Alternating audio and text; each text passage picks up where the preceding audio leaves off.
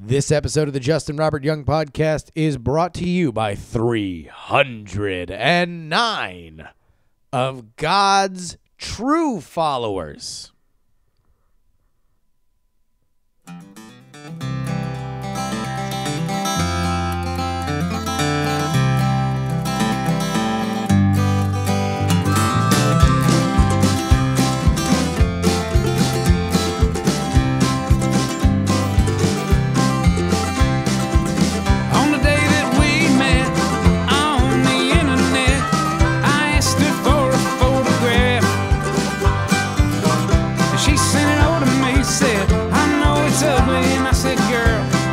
Ugly ain't the half, look at you. Well, you got blue teeth and you only got two teeth, but I kinda like to see you smile. And it appears that over the years you've turned into a big old steaming pile. And she said, yeah, I know I ain't no supermodel. I said, you ain't a hand model, baby, but that's fine. By most people's standards, but you're all right by mine.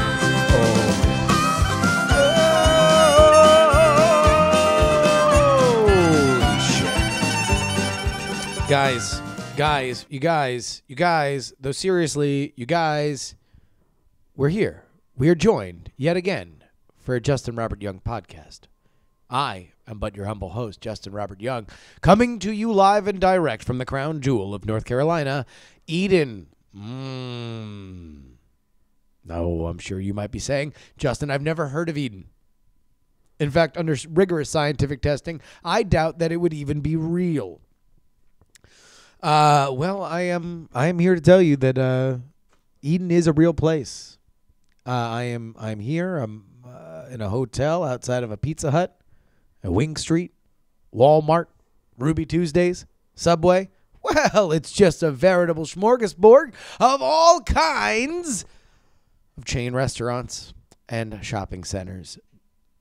I'm here for Go Game stuff. That's my regular job. I fly around the country, sometimes the world, putting on these here Go Game events. And I had a situation last night where I wrapped everything up. It was a Sunday night kind of deal. Very, very rare that those happen. That's normally when I do JuRY. But also, we've been doing these wrestling live streams where we watch wrestling together. So, I got done. I was going to watch wrestling. Except, hangouts were kaputski. They were not happening. It kept kicking me off. Every time I try to do a live hangout, it keeps ending that hangout. The web interface was freezing. So I had to cancel it. I had to not do the wrestling live stream. Now, I very much enjoy doing the wrestling live stream. We've gathered a little bit of a fun community for that, so it really bummed me out. But, lo, there was a glimmer of opportunity because I said for myself, much like Brigham Young said, this is the place when demarking Salt Lake City for his Mormon brethren. I, in Eden, North Carolina, said no more to shoddy bullshit live streams on the road. No, we will continue to get better and better and better. And so I got Wirecast and I put it on this here laptop and I am now streaming to you in HD quality with very little lag so I can keep in touch with everybody here in the chat room. Hopefully, this will smooth out the edges and will solve our audio problems and our video problems when we are out here on the road. So, that is where we are right now, bringing us into the show. What are we going to talk about on the show? Well, I'm glad you asked, because I've been on the road like a motherfucker for the past 3 weeks. I've had nothing to do but think up sizzling hot takes. And I got two of them that'll scorch your motherfucking eyebrows. Does Joss Whedon hate Marvel? Ooh.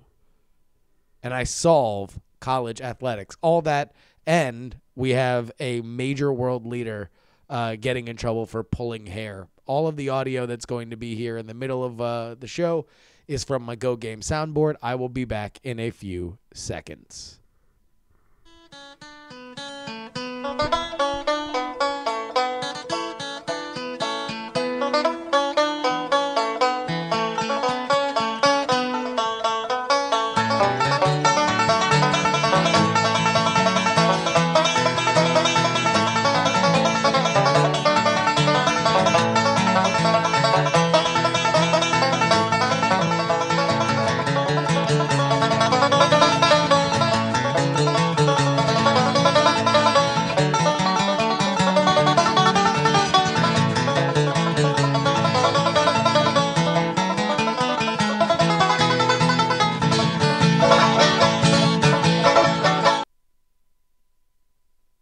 This story comes to us from Flying Pop-Tart Cat.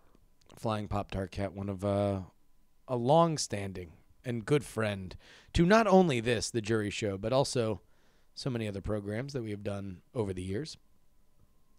I just get the email, New Zealand Prime Minister pulled a dude's ponytail.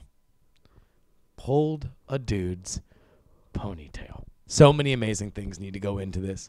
Number one, you have to be the prime minister, which means you have dedicated the majority of your life to public service. You have endured the slings and arrows of campaigns. You have put those around you in greater risk so you could have this position of power. Second ingredient, you need a dude with a ponytail.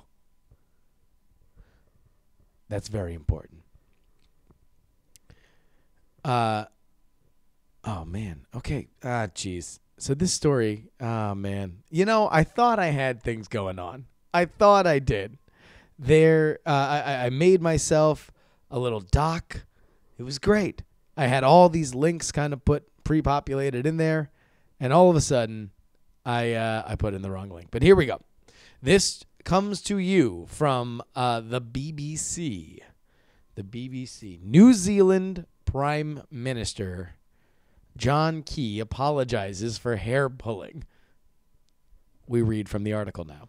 The New Zealand Prime Minister John Key has apologized to a woman who works at an Auckland cafe for repeatedly pulling her hair. I totally fucked up.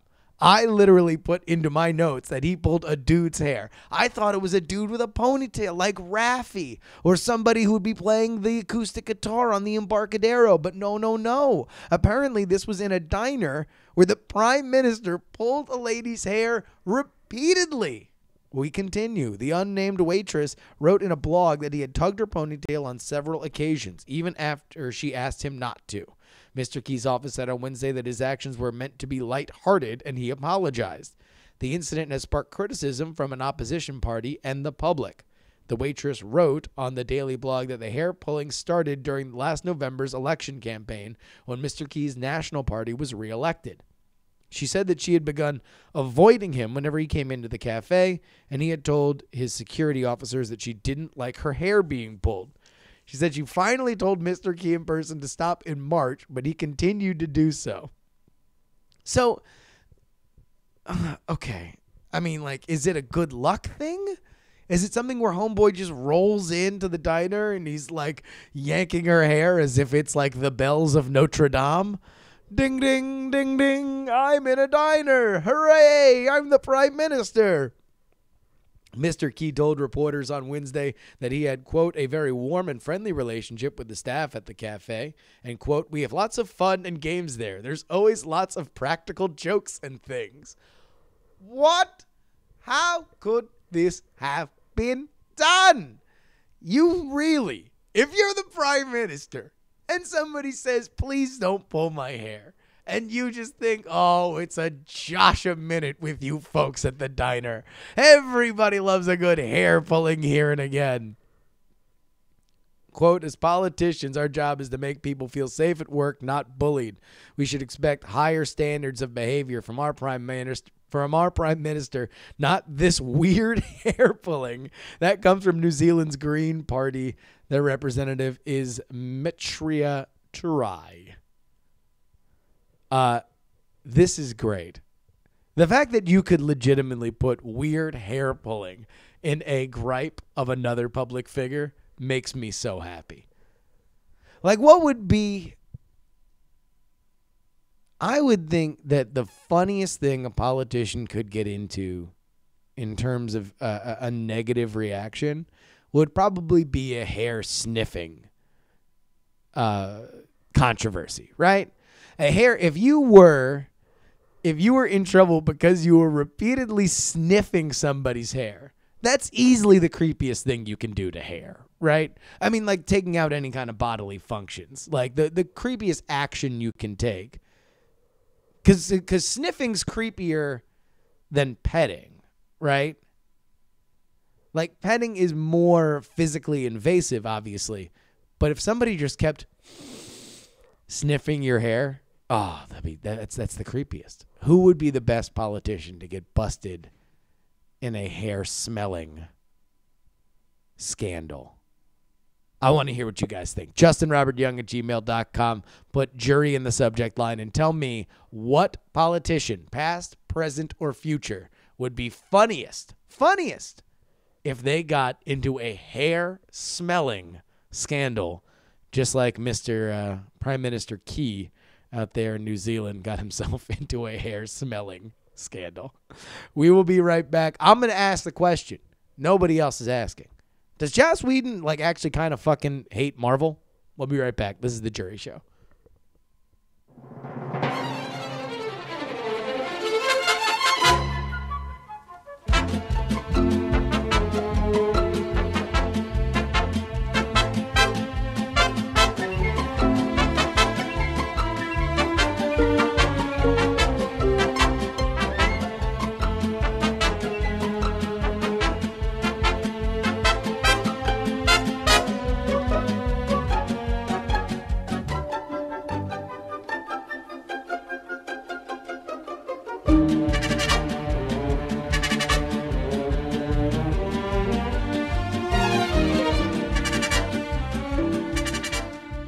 Avengers comes out this week. Huge week for movies. Huge week for the summer. This is really, ever since Star Wars and Marvel has followed in its path, that they like to kick off the summer with the big superhero movie of the year. Although I guess Fast and the Furious has kind of usurped it a little bit. It's, when you release in mid-April, you are definitely getting a jump on things. However, Avengers 2 will make $1 jillion. It's going to make the most amount of money. A bit of a weird rollout, though. It seems like there's just been... And maybe it's just a factor of the Avengers being so popular that we keep getting these kind of side stories because people are paying way too much attention to literally every little thing that goes on during this tour. But you've got three kind of big things, and one that people aren't necessarily talking about, which is what I'm going to spend the majority of this segment discussing. But here are the three things that I have seen that have hit the viral radar. First, you have Robert Downey Jr. walking out on the BBC, or was it Channel 4? I don't know, some Brito. Walking out on an interview that had become a little bit too personal for RDJ's liking. Talked about his, very ham-handedly, by the way. These were really shitty questions. About his past, about his father. And by the way, just kind of threw everything together. He was just like, past drugs addiction, father. And then Robert Downey Jr. started, side glancing to his publicist, who at that point had most likely brandished a rapier fucking sword and was sharpening it to slash their way out as if they were the Count of Monte Cristo. Oh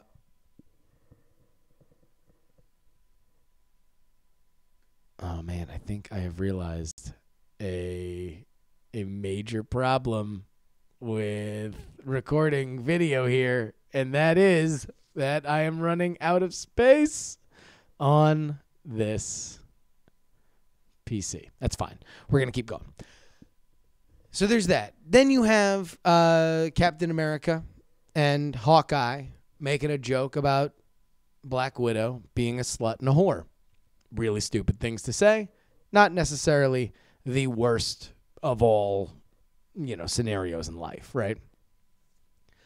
And then you got another one with Mark Ruffalo and Scarlett Johansson, who they go over, like this gender flop things where Scarlett got all of the typically male questions and Ruffalo got the female ones. That was very, very funny. First two kind of engendered a bit of controversy.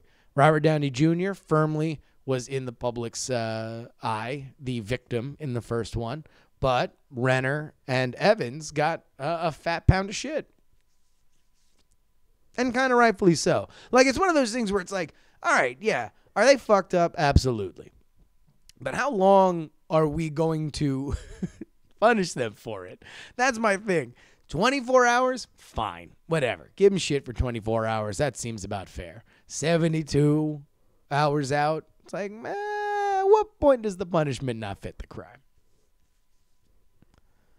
But here's what nobody's talking about. Does it seem to anyone else that Joss Whedon kind of doesn't like Marvel anymore? Now, I don't mean Marvel like the idea. I don't mean Marvel like the properties. I mean Marvel like the place where you work.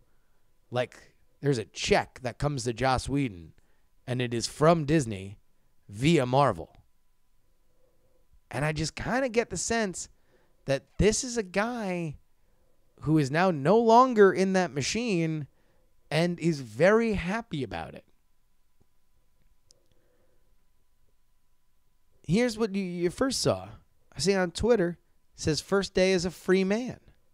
Oh, that seems weird. Not like oh my God, I'm so sad to not see all my friends at Marvel anymore. I mean, listen, guy's been nonstop for a bunch of years. Then he goes out and says, I got paid more on Dr. Horrible than I did directing the first Avengers. This is really no secret. The